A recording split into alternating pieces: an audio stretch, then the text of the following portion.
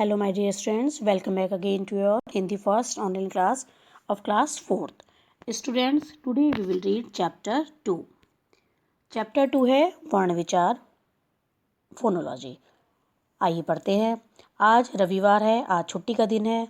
मैं पिताजी के साथ मेला देखने जाऊंगा. वहाँ पर मैं झूला झूलूंगा और मिठाइयाँ खाऊंगा.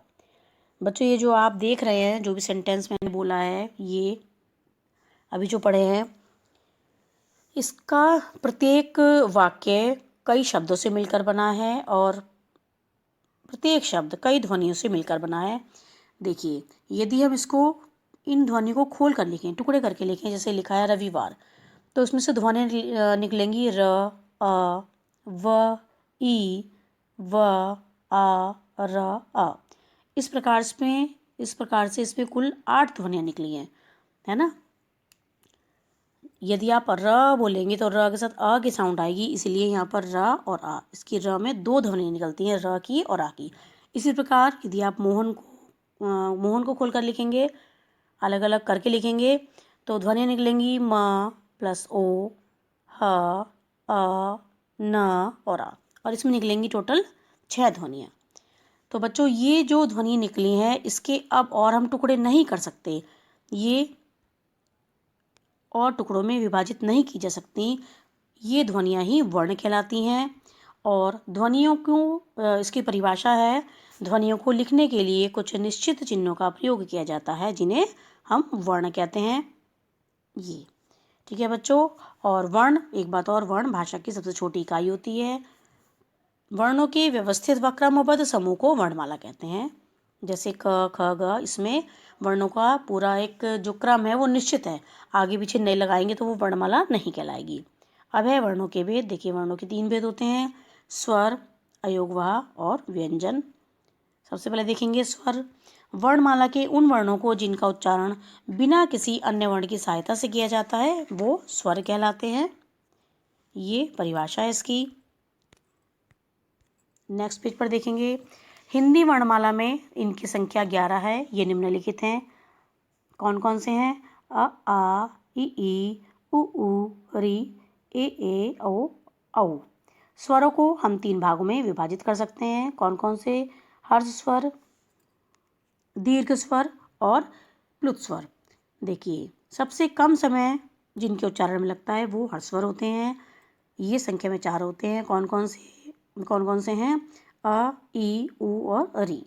उसके बाद है दीर्घ स्वर, जिनके उच्चारण में हर्ष स्वरों से दुगुना समय लगता है, और ये 7 हैं संख्या में: आ, ई, उ, ए, ऐ, ओ और औ. नेक्स्ट, प्लुत स्वर. जिन स्वरों के उच्चारण में दीर्घ स्वर से भी अधिक समय लगता है, वे प्लुत स्वर कहलाते हैं. जैसे ओम, इसको हम खींच कर बोलेंगे. ये लिखा है, देखिए, ओम. उसके बाद है अयोगवाह. अंग तथा अह को अयोगवाह कहा जाता है. अंग, इसे अनुस्वार भी कहते हैं. इसको हम वर्ण के ऊपर बिंदु के रूप में लगाते हैं, जैसे मंगल, शांति, संभव, बंगाली, बंदर, कंधा, कंगा आदि, है ना. अब है अह. इसे वर्ण के बाद 2 बिंदुओं के रूप में लगाया जाता है और इसको विसर्ग कहते हैं.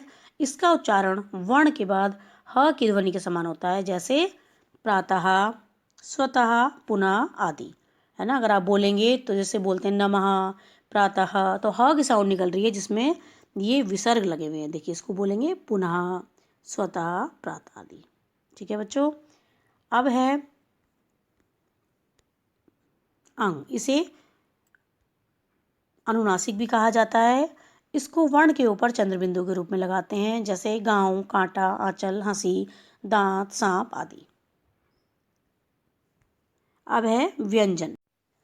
तो बच्चों, जिन वर्णों को स्वरों की सहायता से बोला जाता है उन्हें व्यंजन कहते हैं. ये स्वतंत्र नहीं होते. स्वतंत्र मीन्स ये अपने आप नहीं बोले जा सकते. इनको बोलने के लिए हमेशा स्वरों की सहायता ली जाती है. जैसे अगर आप उच्चारण करके भी देखेंगे क, तो आप देखेंगे क के साथ अ की साउंड आ रही है. दैट मीन्स हमें अ की हेल्प लेनी पड़ रही है. और अ क्या है? अ स्वर है. जब किसी व्यंजन से स्वर हटा दिया जाता है तो उसके नीचे हलंत का चिन्ह लगाते हैं. हलंत का चिन्ह, देखिए, ये वाला जो चिन्ह है, ये हलंत का चिन्ह लगा हुआ है. सामान्यतः सभी व्यंजनों में अस्वर मिला होता है, जैसे क प्लस आ. देखिए, दिखाया हुआ भी है. ये। ठीक है बच्चों, अब है व्यंजनों के भेद। व्यंजनों के 3 भेद होते हैं, स्पर्श व्यंजन, अंतस्थ व्यंजन और ऊष्म व्यंजन। देखिए, इसको आप पढ़कर देखेंगे। ये सभी क्या हैं? स्पर्श व्यंजन है। इसमें हमारी जीभ मुंह के किसी न किसी हिस्से को जरूर टच करती है, या हमारे होठ जो ये वाले हैं, प फ ब वाली लाइन है, इसमें हमारे होठ आपस में टच होते हैं, है ना। तो इसको, ये लिखा भी है देखिए, ओष्ठ, तो स्पर्श करते हैं जरूर, इसलिए इन व्यंजनों का नाम स्पर्श व्यंजन है। ठीक है।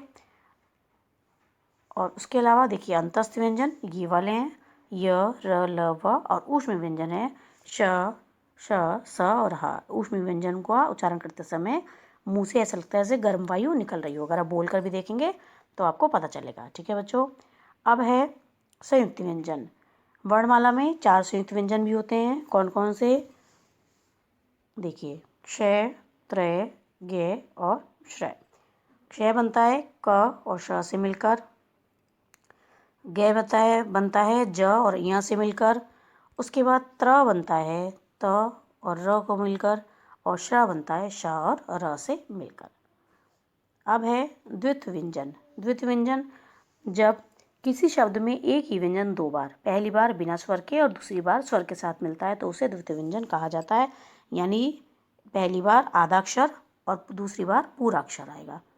ये देखिए इस प्रकार से, तो उसको द्वित्व व्यंजन कहा जाता है।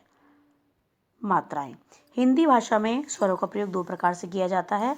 वास्तविक रूप में, जैसे अमरूद, आम, इमली, उल्लू, औरत आदि, और मात्रा के रूप में, जैसे ये देखिए, च पर मात्रा ई की लगी हुई है तो ये ची बन गया, प पर ऊ की मात्रा लगी है पू बन गया।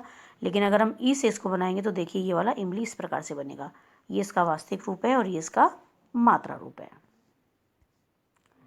स्वरों को व्यंजनों के साथ मात्राओं के रूप में निम्न प्रकार से प्रयोग किया जाता है। देखिए, अ की कोई मात्रा नहीं होती, क प्लस अ कमल।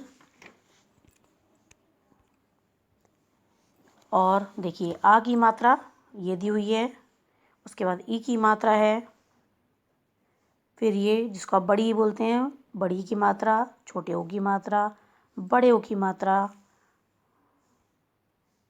ये री की मात्रा, ए की मात्रा, आई की मात्रा, ओ और औ की मात्रा है। तो बच्चों, इनसे बनने वाले शब्द आप अपने आप रीड करेंगे, ये लिखे हुए हैं साइड में। अब है स्मरण रखने योग्य बिंदु। तो कौन कौन से बिंदु हैं, कौन कौन से इसके ऐसे बिंदु हैं जो आपको याद रखने हैं, आइए पढ़ते हैं। वर्ण भाषा की सबसे छोटी इकाई है। वर्ण के 3 भेद होते हैं, स्वर, अयोगवा और व्यंजन। स्वरों की संख्या 11 है। अंग तथा अह अयोगवाह हैं। अंग को अनुस्वार तथा अह को विसर्ग कहते हैं। अंग को अनुनासिक कहते हैं। और व्यंजन 3 प्रकार के होते हैं, स्पर्श, अंतस्थ और ऊष्म व्यंजन। श अक्षर जिसको बोलते हैं ये, त्र, ज्ञ और श संयुक्त व्यंजन है। अब है इसके अभ्यास देखेंगे। फर्स्ट क्वेश्चन, निम्नलिखित प्रश्नों के उत्तर दीजिए। मौखिक अभिव्यक्ति। वर्णों के व्यवस्थित व क्रमबद्ध समूह को क्या कहते हैं? वर्णमाला कहते हैं। ऊष्म व्यंजन में कौन कौन से वर्ण आते हैं? श, श, स और ह। उसके बाद है बच्चों प्रश्नोत्तर। प्रश्नोत्तर देखिए, फर्स्ट आंसर यहाँ पर है, सेकंड, थर्ड और फोर्थ।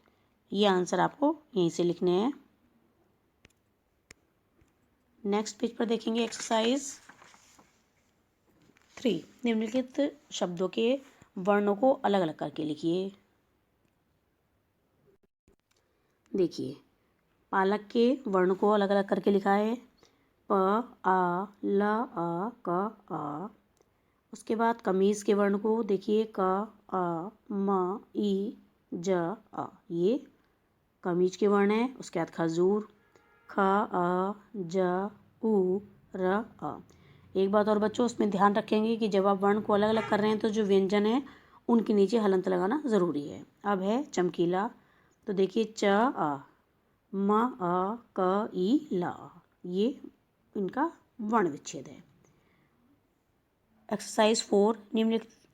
निम्नलिखित वर्ण समूहों में उचित मात्राएं जोड़कर उपयुक्त शब्द बनाइए। देखिए, जलेब से बनाए जलेबी, नमकन से नमकीन, पराना पुराना, तरंगा, तिरंगा, तलवर, तलवार, जता, जूता।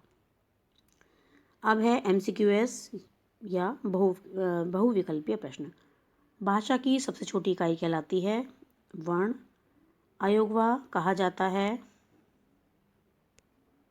अंग और आहा को। लड़की शब्द का सही वर्ण विच्छेद ये वाला है।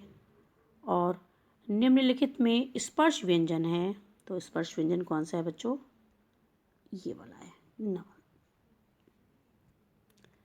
अब है रचनात्मक गतिविधियाँ। देखिए, नीचे दिए बॉक्स में स्वरों को रेखांकित कीजिए, लाइन कीजिए तथा व्यंजनों पर गोला बनाइए। देखिए, स्वर कौन कौन से हैं इसमें? ई, ऊ, ए, फिर दोबारा से ऊ, और उसके बाद है अ, आ, ई और री। इसके अतिरिक्त जिन पर गोला है ये सभी व्यंजन हैं। तो बच्चों, चैप्टर आपका पूरा हो गया है। आशा है कि आपको समझ में आया होगा। आइए अब देखते हैं इसका होमवर्क में आपको चैप्टर 2 याद करना है और याद करके आपको लिखना है।